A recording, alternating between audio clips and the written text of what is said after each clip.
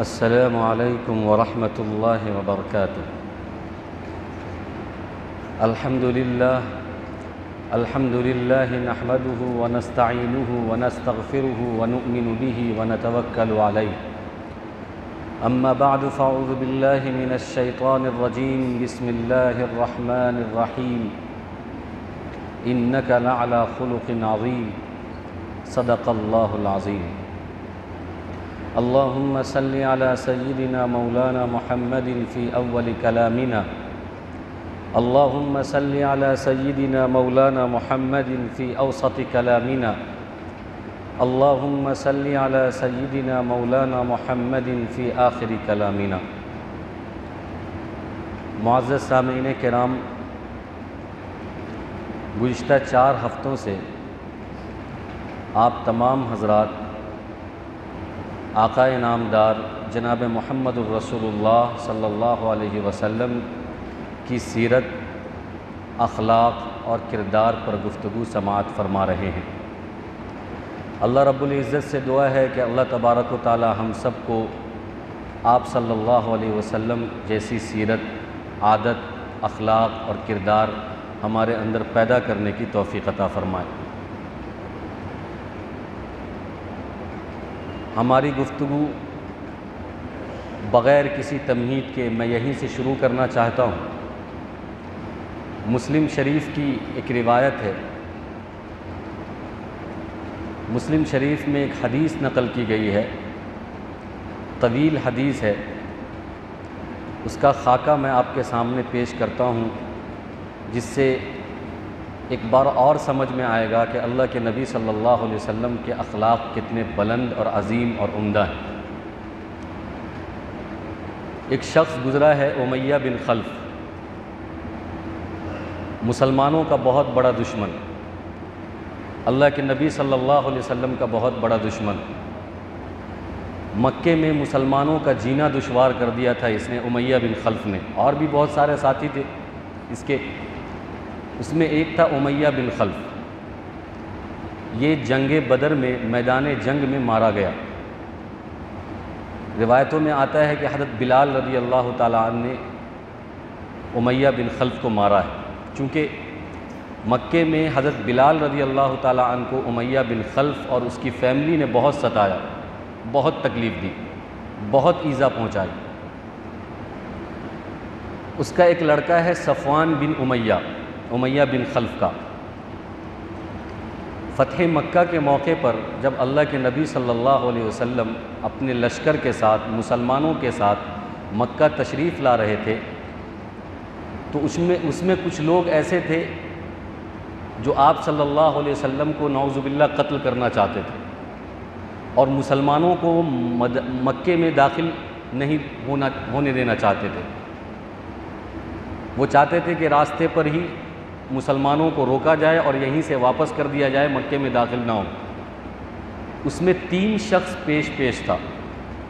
اس میں ایک تھا صفوان بن امیہ، دوسرا تھا اکرمہ بن ابی جہل، اور تیسرا تھا حماس بن قیس۔ یہ تینوں نوجوان، اور بھی بہت سارے لوگ تھے، لیکن یہ سب رؤسائے قریش اور سردار قریش میں ان کا شمار ہوتا ہے۔ حماس بن قیس وہ شخص تھا جو تلوار بناتا تھا، آہنی تلوار بناتا تھا اپنے ہاتھوں سے۔ اس نے اپنی بیوی سے کہا کہ میں جا رہا ہوں مسلمانوں کا راستہ روکنے، اور محمد الرسول اللہ کے کسی ایک ساتھی کو غلام بنا کر لاؤں گا۔ اس کا مطلب یہ تھا کہ میں اس کو شکست دوں گا اور اس کو غلام بنا لوں گا اور تمہارے سامنے لے کر آؤں گا۔ یہ گیا جوش میں۔ صفوان بن امیہ اور اکرمہ ابن ابی جہل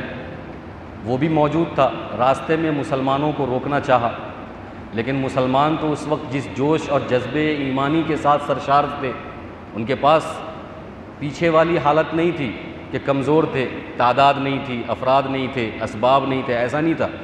سب کچھ تھا اس وقت۔ تو مسلمانوں نے حملہ کیا اور یہ ڈھیر ہو گئے، یہ سب کے سب ڈھیر ہو گئے اور سب تتر بتر ہو گئے، یہاں وہاں بھاگنے لگے۔ اس شخص نے جو اپنے بیوی سے یہ کہہ کر آیا تھا کہ میں محمد الرسول اللہ کے ساتھی کو غلام بنا کر لاؤں گا، وہ ڈرتا سہمتا بھاگتا اپنے بیوی کے پاس آیا اور کہا دروازہ کھولو اور دروازہ بند کر لینا۔ تو بیوی نے تنزیہ طور پہ یہ کہا کہ غلام کہاں ہے؟ تم تو بولے کہ غلام لے کر آؤ گے۔ اس نے کہا کہ تم مجھ کو جو حقیر سمجھ رہی ہو، اگر وہاں کی حالت دیکھ لیتی کہ وہاں مسلمان جس طریقے سے تلوار چلا رہے تھے، جس طریقے سے کھوپڑیاں نکال رہے تھے اور جس طریقے سے سر کاٹ رہے تھے، اگر یہ حالت تم دیکھ لیتے، وہاں پر سردار قریش موجود ہے، وہاں پر صفوان بن امیہ موجود ہے، اکرمہ ابن ابی جہل موجود ہے، وہ حالت دیکھ لیتے تو تم مجھے حقیر نہیں سمجھتے، مجھے ذلیل نہیں سمجھتے، دروازہ بند کرو۔ بہرحال اکرمہ ابن ابی جہل اور صفوان بن امیہ، جو امیہ بن خلف کا بیٹا تھا، وہ بھاگ گیا۔ اللہ کے نبی صلی اللہ علیہ وسلم مکے میں داخل ہوئے۔ بار بار آپ سنتے ہیں اور کئی مرتبہ یہ واقعہ بھی آیا کہ مکے کے اندر اللہ کے نبی صلی اللہ علیہ وسلم نے اپنا اعلیٰ کردار پیش کیا ہے۔ صفوان بن امیہ کا ایک بھائی تھا، چچا زاد بھائی عمیر بن وہب۔ عمیر بن وہب یہ اس کا چچا زاد بھائی ہے اور اس نے 2 ہجری میں اسلام قبول کر لیا، اور یہ کشتی چلاتا تھا، بحری جہاز، جو سمندر پہ جو جہاز چلتا ہے اس جہاز کو یہ چلاتا تھا، اس کا ڈرائیور تھا، جہاز باندھ تھا یہ۔ صفوان بن امیہ جب بھاگنے لگا تو اس کی حالت یہ تھی کہ وہ یہ سوچ رہا تھا کہ اب کہاں بھاگوں، تو وہ یہ سوچ رہا تھا کہ سمندر پہ جاتا ہوں، بندرگاہ پہ جاتا ہوں، کوئی جہاز پکڑوں گا اور کسی دوسرے ملک نکل جاؤں گا۔ اس کا بھائی تھا عمیر بن وہب، چچا زاد بھائی، اس نے دیکھا کہ اس کا سردار بھائی جس کی ایک عزت ہے، جس کا ایک مقام ہے، چھپتا چھپاتا بھاگتا بھگوڑے کی طرح یہاں وہاں کر رہا ہے، تو وہ اللہ کے نبی صلی اللہ علیہ وسلم کی خدمت میں عمیر بن وہب آئے اور انہوں نے کہا اے اللہ کے نبی صلی اللہ علیہ وسلم، میرا بھائی جس کا نام صفوان بن امیہ ہے، اس نے ظلم کیا ہے، اس نے بہت بڑی غلطی کی ہے، اس نے مسلمانوں کو بہت پریشان کیا ہے، اس کا جرم معافی کے لائق نہیں ہے، لیکن میں آپ سے امن چاہتا ہوں اس کے بارے میں۔ اللہ کے نبی صلی اللہ علیہ وسلم نے کہا کہ ٹھیک ہے، میں نے اس کو معاف کر دیا، میں اس کو امان دیتا ہوں، اس کو بلا لو، میں اس کو امان دیتا ہوں۔ اس نے پھر اس کے بھائی عمیر بن وہب جو مسلمان ہو گئے تھے، انہوں نے کہا کہ نہیں، مجھے یقین نہیں ہو رہا، آپ کوئی ایسی علامت ہمیں دے دیجئے جس سے مجھے ایسا لگے کہ آپ نے امان دے دیا، کیونکہ وہ بہت بڑا مجرم ہے، اس کا جرم چھوٹا موٹا نہیں ہے، اس نے بہت جرم کیا ہوا ہے، وہ قابل معافی نہیں ہے۔ اللہ کے نبی صلی اللہ علیہ وسلم نے اپنا امامہ پگڑی اتار کر اس کے ہاتھ میں رکھ دی کہ یہ لو علامت کے طور پر کہ میں نے اس کو امان دی۔ عمیر بن وہب جلدی سے اپنے بھائی صفوان بن امیہ کے پاس بندرگاہ جدہ میں آئے اور یہ جہاز پہ چڑھنے کے لیے، جہاز پہ جانے کے لیے کسی دوسرے ملک پہ تیار تھا۔ اس شخص نے صفوان بن امیہ کو جب معلوم ہوا کہ اس کا چچا زاد بھائی مسلمان ہو گیا ہے، تو اس نے اس وقت قسم کھا لی کہ میں زندگی میں کبھی اس شخص سے بات نہیں کروں گا، اپنے بھائی سے، کیونکہ وہ مسلمان ہو گیا تھا اور وہ مسلمان کا دشمن تھا۔ تو اس نے قسم کھائی کہ میں پوری زندگی اس شخص سے بات نہیں کروں گا کیونکہ یہ مسلمان ہو گیا ہے۔ جب دیکھا اس نے اپنے بھائی کو اپنی طرف آتے ہوئے، وہ عمیر بن وہب کو اپنی طرف آتے ہوئے دیکھا، تو وہیں سے چیخ چیخ کر کہنے لگا اغرب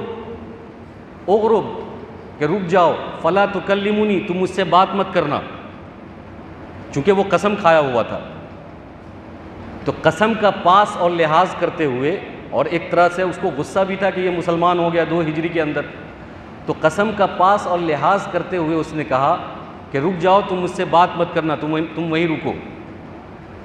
لیکن چونکہ یہ بھی اللہ کے نبی صلی اللہ علیہ وسلم کے خدمت کے تربیت یافتہ تھے، آپ صلی اللہ علیہ وسلم کی تربیت میں رہتے تھے،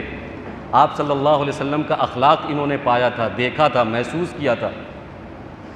تو ایک بھائی جو برسوں سے اس سے بات نہیں کر رہا ہے، اس نے مخاطب کیا اپنے بھائی کو اور کہا فدا کا ابی و امی،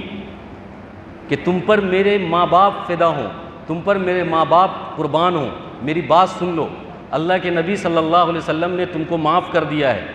تم کو امان دے دی ہے، تم کو کہیں جانے کی ضرورت نہیں ہے، تم کو کہیں بھاگنے کی ضرورت نہیں ہے، تم کو کہیں چھپنے کی ضرورت نہیں ہے، اللہ کے نبی صلی اللہ علیہ وسلم نے تم کو امان دیا ہے اور میں امان لے کر آیا ہوں۔ میں تمہارے لیے امان لے کر آیا ہوں۔ تو اس نے کہا کہ نہیں، مجھے یقین نہیں ہو رہا، مجھے تو اپنے جان کا خوف ہے، ہو سکتا ہے کہ ان لوگوں نے سازش کی ہو کہ مکہ بلا لو اور پھر اس کے بعد مارو، مجھے یقین نہیں ہو رہا۔ انہوں نے کہا دیکھو اللہ کے نبی صلی اللہ علیہ وسلم کا عمامہ میرے پاس ہے، علامت کے طور پر اللہ کے نبی صلی اللہ علیہ وسلم نے عمامہ پیش کیا ہے۔ انہوں نے کہا اگر ایسی بات ہے تو ٹھیک ہے، چلتے ہیں، مکہ چلتے ہیں۔ یہاں پر رک کر ایک بات سمجھیں کہ مسلمانوں کا دشمن صفوان بن امیہ جو جاہل ہے، ظالم ہے، مجرم ہے، اسلام سے اس کا کوئی واسطہ نہیں ہے، تعلیمات سے اس کا کوئی واسطہ نہیں ہے، لیکن قسم کھاتا ہے تو قسم کی ادائیگی کو کرنے کے لیے، قسم پورا کرنے کے لیے کہ میرے بھائی سے میں بات نہیں کروں گا، اس کو پورا کرنے کے لیے کہتا ہے اغرب فلا تکلمنی، کہ تم رک جاؤ، مجھ سے بات مت کرو، میں نے قسم کھائی ہے۔ آج ہم مسلمان ہیں، ہمارے اندر اسلام ہے، ہم اللہ کے نبی صلی اللہ علیہ وسلم کی سنت پر عمل کرتے ہیں، دعویٰ کرتے ہیں محبت کا، لیکن اپنی زندگی میں چھوٹی چھوٹی بات پر ایران تران کی قسمیں کھاتے رہتے ہیں، اور ایسی ویسی قسمیں نہیں، بات بات پر قسمیں کھاتے ہیں، بات بات پر، چھوٹی چھوٹی بات پر قسمیں کھاتے ہیں، ماں کی قسم، باپ کی قسم، بہن کی قسم، اس کی قسم، اس کی قسم۔ بلکہ آج کل تو علامت یہ بنی ہوئی ہے کہ جو جتنا بڑا جھوٹا ہے وہ اتنا ہی قسم کھاتا ہے۔ جھوٹے کی پہچان یہ ہے کہ وہ قسم کھائے گا، بات بات پر قسم کھائے گا۔ اس لیے قسم کے بارے میں مسئلہ سماعت فرما لیں کہ ہم قسم کو ایک تو اہمیت نہیں دیتے، اور اس کے بارے میں ہمیں مسئلہ نہیں سمجھ میں آتا ہے کہ ہم بات بات پر قسم کھاتے ہیں۔ قسم بچنے کا کوئی ہتھیار نہیں ہے، جھوٹ بولنے کا اوزار نہیں ہے کہ آدمی جھوٹ بولے اور قسم کھا لے، بات بات پر قسم کھائے۔ بخاری شریف کی اور مسلم شریف کی روایت ہے کہ من حلف بغیر اللہ فقد اشرک، ایک روایت میں ہے وکفر، کہ جو شخص اللہ کے علاوہ کسی چیز کی قسم کھاتا ہے تو وہ مشرک ہے، وہ کافر ہے، وہ شرک کرنے والا ہے، وہ کفر کرنے والا ہے۔ کیا مطلب ہے؟ مطلب یہ ہے کہ کوئی شخص اگر اللہ کی ذات کے علاوہ، اللہ کی صفات کے علاوہ کسی دنیاوی چیز، کسی مخلوق کی قسم کھاتا ہے، کتابوں کی قسم، ماں کی قسم، باپ کی قسم، بہن کی قسم، تیرے سر کی قسم، تیرے جان کی قسم، تو یہ سب شرکیہ عمل ہے، یہ سب کفریہ عمل ہے۔ ابو داؤد شریف کی روایت ہے، اللہ کے نبی صلی اللہ علیہ وسلم فرماتے ہیں من کان حالفا فلیحلف باللہ، کہ اگر کسی کو قسم کھانی ہی ہو، اگر اپنی بات کو پختہ کرنا ہی ہو، اپنی بات کو ثابت کرنا ہی ہو۔ اصل میں قسم کا رواج اسی وجہ سے اہل عرب میں ہوتا تھا کہ اہل عرب جب اپنی بات کو اسٹرانگ اور پختہ کرنا چاہتے تھے، مضبوط کرنا چاہتے تھے، تو وہ واللہ تاللہ کے الفاظ سے قسم کھاتے تھے، اقسم باللہ، کہ میں اللہ کی قسم کھاتا ہوں، اور واللہ تاللہ کے الفاظ استعمال کرتے تھے، صرف اس وجہ سے تاکہ لوگ سمجھے کہ یہ بات بڑی ہے، پختہ ہے، مضبوط ہے، ہلکے میں لینے والی بات نہیں ہے، اس وجہ سے قسم کھاتے تھے۔ ان کو وہ جھوٹے نہیں تھے یا جھوٹ بولنے کا ارادہ نہیں تھا، اس لیے اللہ کے نبی صلی اللہ علیہ وسلم نے فرمایا کہ اگر شدید ضرورت کبھی پڑ جائے، کہیں پر کوئی مسئلہ پھنسا ہو، کوئی معاملہ پھنسا ہو، لوگ ماننے کے لیے تیار نہ ہوں، تو بہت شدید ضرورت کے وقت اگر آدمی قسم کھانا چاہے تو اللہ کی قسم کھائے، اللہ کے ذات کی قسم کھائے، اللہ کی صفات کی قسم کھائے، اور اگر قسم کھا لے تو قسم کو پورا کرے، اور اگر قسم توڑ دے تو اس کا کفارہ ادا کرے۔ ہمارے اندر بات بات پر قسم کھانے کی عادت ہے، قسم توڑنے کی بھی عادت ہے، اور قسم کا کفارہ بھی ادا نہیں کرتے۔ زندگی میں سینکڑوں ہزاروں قسمیں ہم نے کھائی ہوں گی، اس کو توڑا ہوگا اور اس کا کفارہ بھی ادا نہیں کیا ہوگا، تو بتائیے رزق پہ اثر نہیں پڑے گا، تجارت پر اثر نہیں پڑے گا، اولاد پر اس کے برے اثرات نہیں پڑیں گے کہ ہم قسمیں کھاتے ہیں، بات بات پر توڑتے ہیں اور اس کا کفارہ بھی ادا نہیں کرتے، تو اس سے بے برکتی آئے گی۔ اللہ کے نبی صلی اللہ علیہ وسلم فرماتے ہیں اولاً تو قسم کھانا نہیں ہے، اگر ضرورت پڑے تو اللہ کی قسم کھانا ہے، اور اگر قسم کھا لیا تو پھر اس کو پورا کرنا ہے، اور اگر پورا نہیں کر سکے تو پھر اس کا کفارہ ادا کرنا ہے۔ قرآن کریم کے اندر ہے لا یؤاخذکم اللہ باللغو فی ایمانکم ولکن یؤاخذکم بما عقدتم الایمان فکفارتہ اطعام 10 مساکین من اوسط ما تطعمون اہلیکم او کسوتہم او تحریر رقبہ، کہ جو شخص قسم کھا لیتا ہے اور قسم توڑ دیتا ہے تو اس کا کفارہ یہ ہے کہ وہ 10 مسکین کو کھانا کھلائے، غلام آزاد کرے، اور یا تو 3 روزہ رکھے۔ کون سوچتا ہے اس کے بارے میں؟ کون اس کی تعلیم کے بارے میں کون سوچتا ہے؟ نہ قسم کھانے کا طریقہ ہمیں معلوم ہے، اور قسم توڑ دے تو پھر کفارہ ادا کرنے کا بھی طریقہ نہیں معلوم۔ اس لیے اللہ کے نبی صلی اللہ علیہ وسلم کی جو تعلیمات ہے، جو شریعت ہے، اس کو سمجھنے کی اور اس پر عمل کرنے کی ضرورت ہے کہ معاشرے کے اندر جو لوگ جتنے جھوٹے ہیں، جتنے بڑے کذاب ہیں، انہوں نے ایک ہتھیار بنا لیا ہے قسم کو۔ گندا کام کر لیا، جھوٹ بول کے قسم کھا لیا،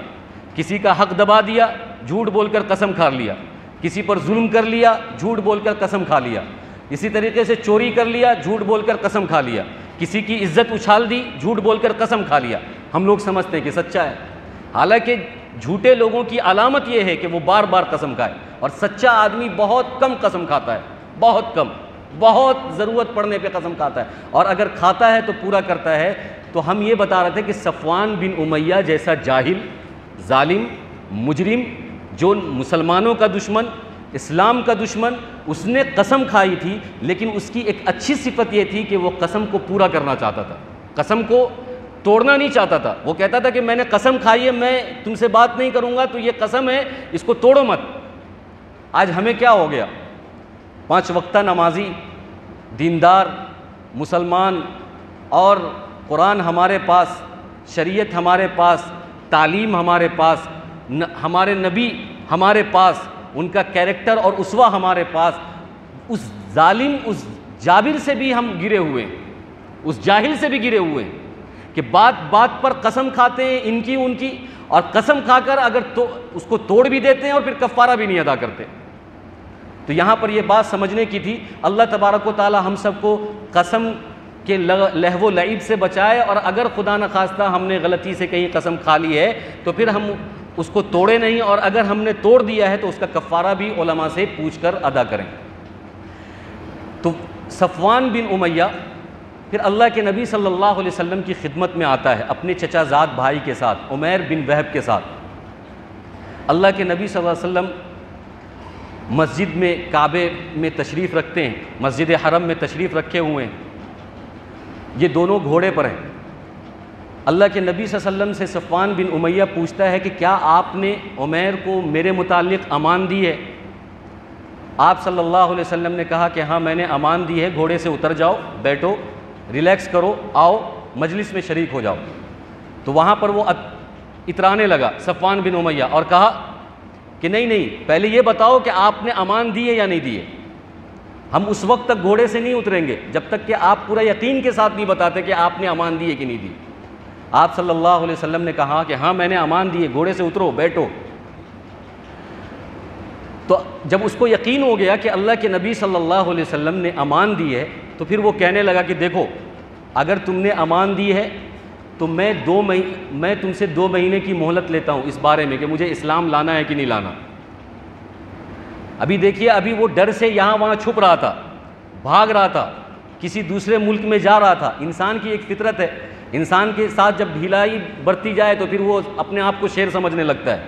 شریف آدمی کی شرافت کو بزدل یہ سمجھتا ہے کہ یہ جو ہے کچھ نہیں، یہ کچھ کرے گا نہیں۔ آپ صلی اللہ علیہ وسلم سے اور آپ صلی اللہ علیہ وسلم کے لشکر سے، اس کی طاقت سے ابھی کچھ دیر پہلے یہ ڈر کر بھاگ رہا تھا۔ اس کا بھائی جدہ سے لے کر آیا اس کو۔ اب جب دیکھا کہ آپ صلی اللہ علیہ وسلم نے امان دے دیے تو پھر اترانے لگا، اکڑنے لگا، اور کہا کہ میں 2 مہینے کی مہلت مجھے دو، پھر اس کے بعد میں سوچوں گا کہ مجھے اسلام لانا ہے کہ نہیں لانا ہے۔ آپ صلی اللہ علیہ وسلم نے کہا کہ ٹھیک ہے، تم گھوڑے سے اترو، بیٹھو، بات کرتے ہیں۔ تم 2 مہینے کی نہیں، میں تمہیں 4 مہینے کی مہلت دیتا ہوں، میں تم کو 4 مہینے کی مہلت دیتا ہوں، پھر سوچنا اسلام کے بارے میں، اسلامی تعلیمات کے بارے میں، اسلام لانا ہے یا نہیں لانا ہے۔ اسلام کے اندر کوئی ظلم، ذاتی زبردستی نہیں ہے، ہم کسی کو زبردستی مسلمان نہیں بناتے، یہ آپ صلی اللہ علیہ وسلم کی تعلیم ہے۔ اب دیکھیے، یہاں سے ایک مسئلہ یہ سمجھ میں آتا ہے کہ اسلامی تعلیم بتانا کوئی جرم نہیں ہے، کسی کو دھرم کے اندر داخل کرنا جرم ہے۔ زبردستی کسی کو اپنے دھرم میں اور اپنی مذہب کے اندر داخل کرنا یہ جرم ہے۔ یہ انڈین قانون کے اعتبار سے بھی اور انڈین کوڈ کے اعتبار سے بھی یہ جرم ہے، لیکن اگر کوئی آدمی اپنے دھرم کی تعلیم اس کی دعوت دیتا ہے تو یہ جرم نہیں ہے۔ ابھی جو ایک عالم اریسٹ ہوئے، گرفتار ہوئے ہیں، مولانا کلیم صدیقی صاحب، ان کا کوئی جرم نہیں ہے، ان کا صرف یہ جرم ہے کہ انہوں نے اسلامی تعلیم کی دعوت دی ہے، لوگوں کو بتائی ہے، اور اسلامی تعلیم کو بتانا کسی بھی دھرم کے لوگوں کے سامنے یہ جرم نہیں ہے۔ بڑے بڑے پنڈت بھی جو ہے اپنی تعلیم مسلمانوں کو دیتے ہیں، اپنے دھرم کی دعوت مسلمانوں کو بتاتے ہیں کہ ہمارے دھرم میں، ہماری کتابوں میں، ہماری کلچر میں یہ ساری چیزیں ہیں۔ اب اگر ہم کو پسند ہے تو ہم کنورٹ ہو جائیں گے۔ ایسے ہی مولانا کلیم صدیقی صاحب کا بھی کام تھا کہ یہ اسلام کی دعوت، اسلامی تعلیم جو ہے غیروں میں بتاتے تھے کہ دیکھو اسلام کی یہ تعلیم ہے، اسلام کی یہ کتاب ہے، اسلام کا یہ حکم ہے، اسلام کے یہ احکام ہے، اسلام کے یہ فرامین ہیں، اور ان کو زبردستی ان پر کوئی سا دفعہ ٹھوک کر، کیس ٹھوک کر کہ یہ لوگوں کو زبردستی اسلام میں داخل کر رہے ہیں، اور ان کو ابھی گرفتار کیا ہوا ہے۔ دعا کریں کہ اللہ تبارک و تعالیٰ ایسے حق پرست عالم کو ظالم اور جابر کے چنگل سے جلد آزاد فرمائیں۔ بہت بڑا صدمہ ہے، اس کا ہمیں کوئی فکر بھی نہیں ہے، کیونکہ ہمارے اکابرین جو حق گو ہیں، حق پرست ہیں، جو حق طریقے پر کام کر رہے ہیں، وہ اگر جیل میں بند ہو جائیں گے، اور ہمیں تو ایسے بھی کچھ لینا دینا نہیں ہے اسلام سے، ہم بس اپنی زندگی جی رہے ہیں، لیکن جو کام کر رہے ہیں اللہ تبارک و تعالیٰ ان کی عمر بھی لمبی کرے اور ان کو کام کرنے کی توفیق بھی دے، اور اگر کوئی مصیبت ان کے ساتھ آ جاتی ہے تو اپنا خاص کرم بھی ان کے ساتھ فرمائے۔ بہرحال میں یہ کہہ رہا تھا کہ اللہ کے نبی صلی اللہ علیہ وسلم نے یہ کہا کہ دیکھو ہمارے اندر کوئی ظلم زیادتی نہیں ہے کہ ہم تم کو کہیں کہ نہیں اسلام میں آ جاؤ، ہم تم کو 4 مہینے کی مہلت دیتے ہیں، 4 مہینے میں تم سوچنا، سمجھنا، اسلام کو دیکھنا، پھر اسلام میں آنا۔ جب ان کے بھائی وہب بن عمیر بن وہب جدہ بندرگاہ پر اپنے بھائی کو لانے گئے تھے تو یہ ڈر رہا تھا صفوان بن امیہ، اور کہہ رہا تھا کہ نہیں میری جان بخشی جائے گی کہ نہیں بخشی جائے گی، میرے ساتھ امن کا معاملہ ہوگا کہ نہیں ہوگا، شانتی کا معاملہ ہوگا کہ نہیں ہوگا، میں تو بہت جرم کیا، میں نے بہت بڑی غلطی کی ہے، پتہ نہیں مسلمان ہم کو معاف کریں گے کہ نہیں کریں گے۔ تو یہ جو اللہ کے نبی صلی اللہ علیہ وسلم کی خدمت میں رہے ہوئے ساتھی، تربیت پائے ہوئے ساتھی تھے عمیر بن وہب، انہوں نے کہا کہ نہیں، تم جو یہ سوچ رہے ہو کہ تمہارا جو تصور اور تم جتنا ظلم کے بارے میں سوچ سکتے ہو سوچو، اللہ کے نبی صلی اللہ علیہ وسلم کی بردباری تمہارے اس ظلم اور ذاتی سے بھی بڑی ہوئی ہے۔ تم جتنا ظلم سوچ سکتے ہو، جتنی بربریت کو تم سوچ سکتے ہو سوچو، لیکن اللہ کے نبی صلی اللہ علیہ وسلم اس سے بھی زیادہ بردبار ہیں، اس سے بھی زیادہ نرم ہیں، اس سے بھی زیادہ حوصلہ والے ہیں، اور وہ برداشت کرنے والے ہیں، وہ تم کو معاف کر دیں گے۔ وہاں پر انہوں نے 2-4 جملے اپنے بھائی سے کہا کہ وہ ہوا افضل الناس، کہ وہ لوگوں میں سب سے افضل ہیں، ہوا خیر الناس، کہ وہ لوگوں میں سب سے بہترین ہیں، ہوا احلم الناس، کہ وہ لوگوں میں سب سے زیادہ بردبار ہیں۔ پھر فرمایا کہ عزہ عزک، کہ ان کی عزت تمہاری عزت ہے۔ پھر فرمایا کہ ملکہ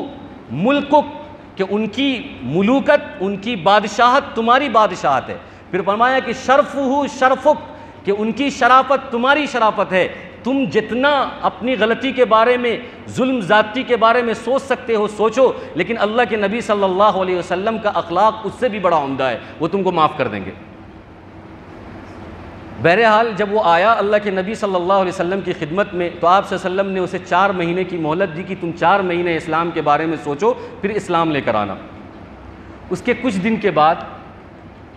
میدان حنین کا میدان سجا، حنین کی جنگ ہوئی۔ حنین کی جنگ میں مسلمانوں کی تیاری کرنے کے لیے اللہ کے نبی صلی اللہ علیہ وسلم لگ گئے۔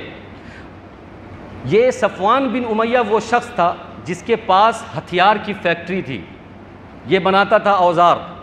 خود بناتا تھا، زرہ بناتا تھا، تلوار بناتا تھا، تیر بناتا تھا، اور اس کے پاس ہتھیار بہت تھے۔ سمجھیے کہ ایک فیکٹری تیار کیا ہوا تھا اس نے۔ اس وقت تک یہ مسلمان نہیں ہوا تھا، تو اللہ کے نبی صلی اللہ علیہ وسلم کو معلوم تھا کہ صفوان بن امیہ کے پاس جنگی ہتھیار بہت زیادہ ہیں، تو آپ صلی اللہ علیہ وسلم صفوان بن امیہ کے پاس گئے اور کہا کہ عاریت کے طور پر، استعمال کے طور پر تمہارے پاس جو ہتھیار ہیں وہ مجھے دے دو، میں بعد میں واپس کر دوں گا۔ تو اس نے کہا کہ تم ظلم اور زبردستی سے میرا ہتھیار لینا چاہتے ہو، ظلم اور زبردستی کے ساتھ میرا ہتھیار ہڑپنا چاہتے ہو، اللہ کے نبی صلی اللہ علیہ وسلم اگر چاہتے تو آپ صلی اللہ علیہ وسلم اس پر قبضہ کر سکتے تھے، کیونکہ اس وقت مکہ کے حاکم بن چکے تھے۔ آپ صلی اللہ علیہ وسلم نے مکہ کو فتح کر لیا تھا، فتح مکہ ہو چکا ہے، سب لوگ اسلام کے سائے میں ہیں، اسلام کے امان میں ہیں، یا تو مسلمان ہیں یا جو مسلمان نہیں ہیں وہ اسلام کے امان میں ہیں، اسلامی قانون کے حساب سے وہ زندگی گزار رہے ہیں، اگر وہ غیر مسلم بھی ہیں تو اگر چاہتے تو اس کے سارے ہتھیار کو ضبط کر لیتے، سارا ہتھیار کو تحویل میں لے لیتے اور استعمال کرتے، لیکن اللہ کے نبی صلی اللہ علیہ وسلم نے وہاں پر بھی اخلاق کریمانہ پیش کیا ہے اور کہا کہ نہیں، میں تمہارے ہتھیار کو ظلماً ذاتی سے ہم ہپیانا نہیں چاہتے، تمہاری مرضی ہے، اگر دینا چاہو تو دو، نہیں دینا چاہو تو مت دو۔ خیر اس نے دے دیا، صفوان بن امیہ نے جتنا بھی ہتھیار چاہیے تھا اللہ کے نبی صلی اللہ علیہ وسلم کو دے دیا، آپ صلی اللہ علیہ وسلم نے اس ہتھیار کو مسلمانوں میں تقسیم کر دیا، غزوہ حنین کی تیاری ہوئی، میدان لگ گیا، سارے مسلمان میدان حنین پہنچ گئے۔ شروع میں ایسا لگا کہ مسلمان کی شکست ہوگی، کیونکہ کفار جو ہے اپنی کمین گاہوں سے تیر چلانا شروع کر دیے، تو مسلمان کے جو ہے پیر اکھڑ گئے اور افراتفری کا ماحول ہو گیا، تو ایسا لگا کہ مسلمان شکست پا گئے۔ تو صفوان بن امیہ چونکہ مسلمان نہیں ہوا تھا، اس وقت وہ مکے میں تھا، اس کا ایک ماں شریک بھائی تھا، وہ خبر لے کر آیا، خوشخبری اور خوشی میں کہ جانتے ہو، تم کو کچھ معلوم بھی ہے کہ آج طلسمی لشکر ٹوٹ گیا، یعنی جادو والا جو لشکر ہے جو ہر جگہ فتح پاتا تھا، آج وہ شکست کھا رہا ہے اور وہ جو ہے متاثر ہو رہا ہے اور ہار رہا ہے۔ تو اس وقت صفوان بن امیہ کو غصہ آیا اور غصے میں اس نے یہ کہا کہ مجھے اس شخص کا سردار بننا پسند ہے، یعنی اللہ کے نبی صلی اللہ علیہ وسلم کی طرف اشارہ کیا کہ مجھے اس شخص کا سردار بننا پسند ہے، اس سے کہ جو قبیلہ بنو حوازن ہے وہ مسلمانوں پر غلبہ پا جائے، مجھے یہ پسند نہیں ہے۔ آپ صلی اللہ علیہ وسلم کے کردار سے، اخلاق سے وہ اتنا متاثر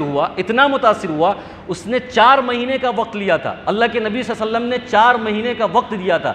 3 ہفتے نہیں ہوئے اور وہ اسلام قبول کر لیا، 3 ہفتے کے اندر، یعنی غزوہ حنین ختم ہوا، لاسٹ میں پھر اخیر میں اللہ تبارک و تعالیٰ نے مسلمانوں کو فتح یابی نصیب فرمائی۔ شروع میں ایسا لگا کہ مسلمان شکست کھا جائیں گے، لیکن بعد میں مسلمان ہی فتح یاب ہوئے، مسلمان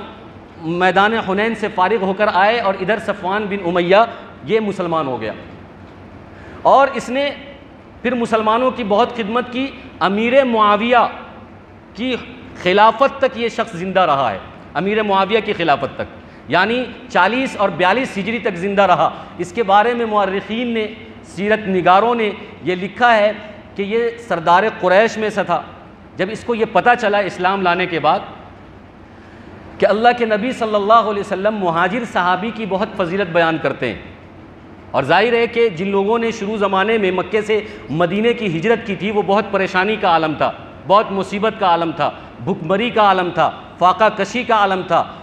بدن پہ کپڑے نہیں تھے، تن پہ کپڑے نہیں تھے، کھانا نہیں تھا، گھر نہیں تھا۔ اس وقت اسلام قبول کرنا اور پھر اسلام قبول کر کے مدینہ ہجرت کرنا یہ بہت بڑے مجاہدے کی بات ہے، بہت بڑے قربانی کی بات ہے۔ اس لیے اللہ کے نبی صلی اللہ علیہ وسلم وقتاً فوقتاً مہاجروں کی فضیلت بیان کرتے تھے، اور آپ صلی اللہ علیہ وسلم نے یہ بیان فرمایا کہ جس نے ہجرت نہیں کی وہ مکمل مسلمان ہی نہیں ہے۔ پھر اس نے کہا کہ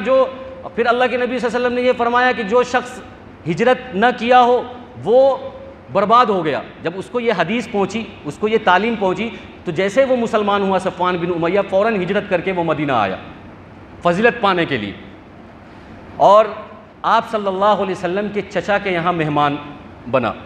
آپ صلی اللہ علیہ وسلم کو پتہ چلا کہ صفوان بن امیہ نے ہجرت کی ہے مکے سے مدینے کی اور میرے چچا کے یہاں مہمان بنا ہے، تو آپ صلی اللہ علیہ وسلم نے ایک تعریفی جملے میں یہ کہا کہ قریش کو میرے چچا بہت پسند کرتے ہیں، اور جن کی یہ مہمان نوازی کر رہے ہیں وہ بھی قریش ہے اور وہ اچھی مہمان نوازی کرتے ہیں۔ پھر اس کے بعد یہ بھی فرمایا کہ فتح مکہ کے بعد کسی کی ہجرت قابل قبول نہیں ہے، یعنی اب مکہ فتح ہو چکا ہے، اس وقت اگر کوئی شخص جائے اور مہاجر صحابی کی فضیلت حاصل کرنا چاہے اس کو یہ فضیلت نہیں مل سکتی، اس لیے کہ انہوں نے جو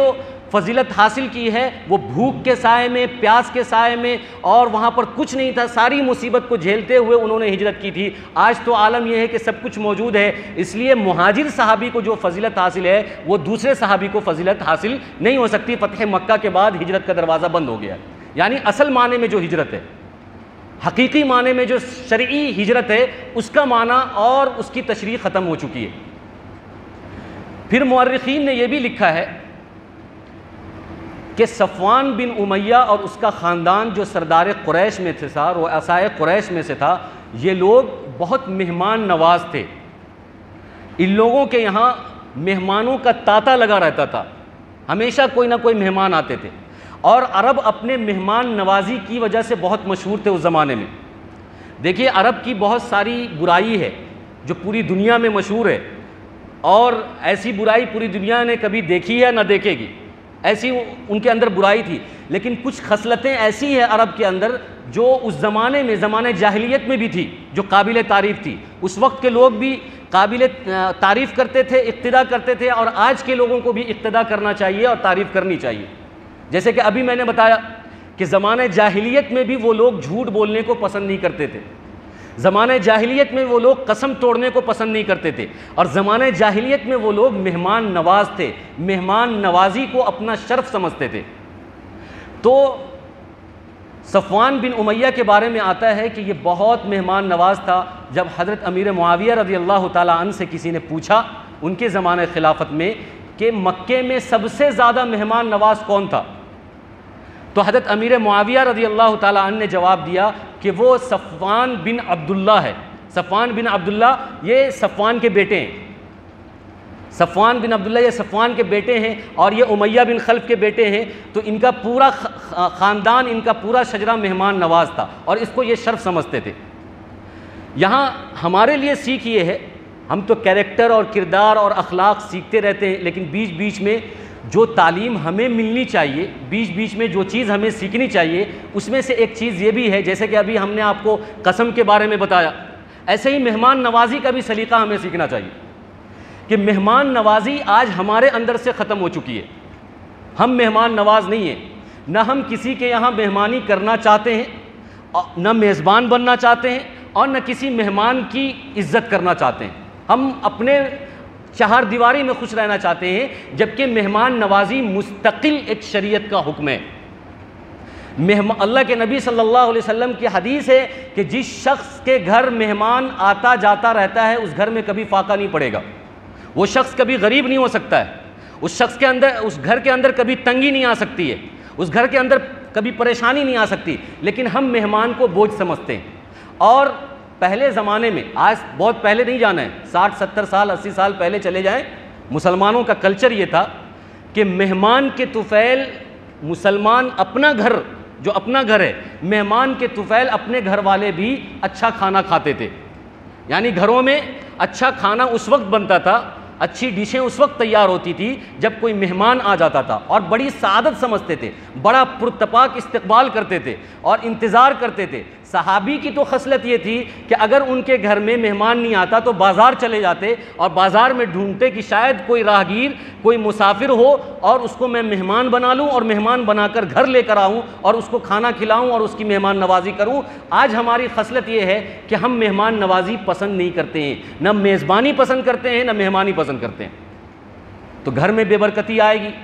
رزق میں بے برکتی آئے گی، تجارت میں بے برکتی آئے گی، پیسوں میں بے برکتی آئے گی۔ تو ہم نے ابھی شروع میں یہ بات بتایا کہ پیسوں کے اندر، تجارت کے اندر بے برکتی آنے کی ایک وجہ یہ ہے کہ قسم بار بار کھانا اور اس کا کفارہ ادا نہیں کرنا۔ دوسری چیز یہ ہے کہ مہمان کی قدر نہیں کرنا، مہمان کو بوجھ سمجھنا۔ اگر مہمان آ گیا ہے تو بس ہم جانے کا قصیدہ پڑھتے رہتے ہیں، اشارے سے کسی طرح ان کو بھگانا چاہتے ہیں کہ چلا جائے۔ اور اسی طریقے سے ایک غلطی ہمارے اندر یہ بھی ہے کہ شریعت کے اندر کوئی تکلف نام کی چیز نہیں ہے۔ مثلا آج کل ہم مہمان کو بوجھ اس وجہ سے سمجھتے ہیں کہ اگر مہمان ہمارے گھر آ جاتا ہے تو ہم یہ سمجھتے ہیں کہ ہمارے گھر میں کوئی عمدہ کھانا نہیں ہے۔ اب عمدہ کھانا نہیں ہے تو پھر کہاں سے لائیں گے بھائی؟ تو اب قرض لینا پڑے گا، پڑوسیوں سے مانگنا پڑے گا۔ اب یہ بوجھ ہم نہ سہیں، اس لیے مہمان کو ہی نگلیکٹ کر دیتے ہیں۔ تو شریعت کہتی ہے کہ گھر میں جو چیز اس وقت کرنٹ میں موجود ہے اسی سے مہمان نوازی کراؤ۔ گھر میں اگر صرف پانی ہے، کھجور ہے، کھجور کی گٹلی ہے، چھہارا ہے، شکر ہے، تو گھر میں جو چیز موجود ہے، قرض لینے کی ضرورت نہیں ہے، کسی کے سامنے ہاتھ پھیلانے کی ضرورت نہیں ہے۔ ہماری جو وسعت ہے، ہماری جو کیپیسٹی ہے، مہمان آیا ہے تو ہم اپنی وسعت کے مطابق اس کی مہمان نوازی کریں گے۔ ایسا نہیں کہ ہم قرض لیں گے، ایسا نہیں کہ ہم کسی چیز کو بیچ دیں گے، ایسا نہیں کہ اپنے اوپر فاقہ کر لیں گے۔ اگر فاقہ کر لیتے ہیں تو یہ بھی ایمان کا اور ایثار کا اعلیٰ درجہ ہے، لیکن گھر کے اندر جو چیز میسر ہو اسی سے مہمان نوازی کرنی چاہیے، تکلف کرنے کی ضرورت نہیں ہے۔ لیکن ہمارے یہاں ہوتا یہ ہے کہ نہیں، مہمان آج نہیں، ایک ہفتے کے بعد آئے، جمعرات کو نہیں، جمعہ کو آئے، کیونکہ جمعہ کو گوشت بنے گا تو جمعہ کو ہی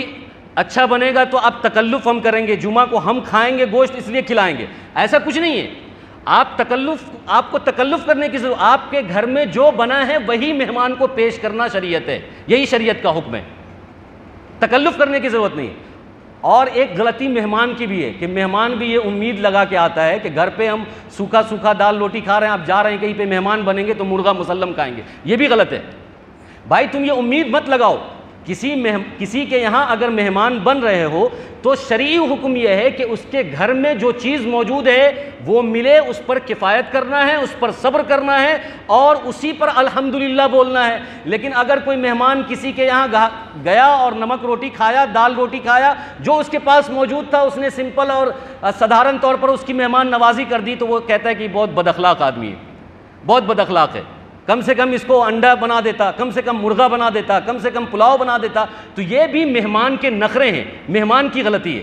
ایک طرف میزبان کی غلطی ہے کہ وہ تکلف کرتے ہیں، قرضہ کرنے لگتے ہیں، دن تلاشتے ہیں کہ اس دن اچھا بنے گا تو اس دن مہمان آنا چاہیے۔ مہمان کی غلطی یہ ہے کہ جب وہ یہ پہنچتے ہیں تو ان کے سامنے اگر سیدھا سمپل اور سدھارن کھانا رکھا جائے تو ان کو اپنا ایگو ہارٹ ہو جاتا ہے کہ ارے میں اتنا بڑا آدمی ہوں، میں آیا ہوں، اتنے دور سے آیا ہوں، تھک ہار کر آیا ہوں، اور یہ آدمی مجھے جو ہے نمک روٹی کھلا رہا ہے، دال روٹی کھلا رہا ہے۔ تو دونوں طرف سے غلطی ہے۔ جو بھی گھر میں میسر ہونا چاہیے مہمان نوازی کر دینی چاہیے، جو بھی گھر میں میسر ہو مہمان کو خوشی خوشی الحمدللہ بول کر کھا لینا چاہیے، لیکن مہمان کو بوجھ نہیں سمجھنا چاہیے۔ اگر ہم بوجھ سمجھیں گے تو ہمارے گھر میں بے برکتی آئے گی، اور اسی وجہ سے آ رہی ہے، مال کم ہو رہا ہے، ہم پریشان ہیں۔ اللہ تبارک و تعالی ہم سب کو کہنے سننے سے زیادہ عمل کی توفیق عطا فرمائے۔ آمین۔ وآخر دعوانا الحمدللہ رب العالمین۔